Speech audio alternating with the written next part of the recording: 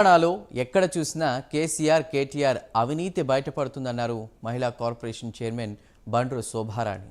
అవినీతిని కప్పిపుచ్చుకోవడానికే విగ్రహాలు లేలేదా అని ప్రశ్నించారు. రాజీవ్ గాంధీ తెలంగాణ తల్లి విగ్రహాలు ఎక్కడ పెట్టాలో సీఎంకు తెలుసని అన్నారు.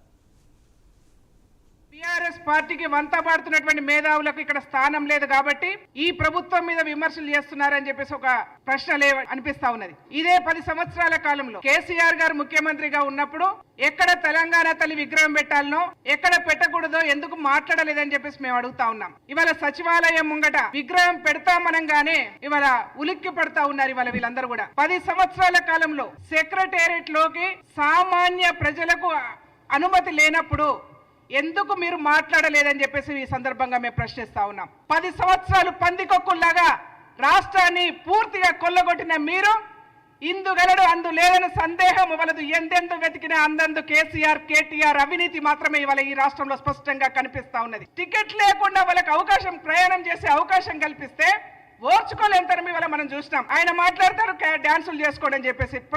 క్లబ్లలో తిరిగే మూర్ఖుడు, ఓ లోఫర్ నా కొడుకు, మహిళల గురించి తెలంగాణ రాష్ట్ర మహిళల గురించి మాట్లాడే అర్హత నీకెక్కడదని చెప్పేసి మేము ప్రశ్నిస్తా ఉన్నాం. మీరు కేసీఆర్ వేస్తున్నటువంటి కుక్కకు బొక్కలాగా మీరు అక్కడ కూర్చొని కేసీఆర్ వేసే ఎంగిలి మెతుకులకు ఆశపడితే అబాసు పాలైపోతారు.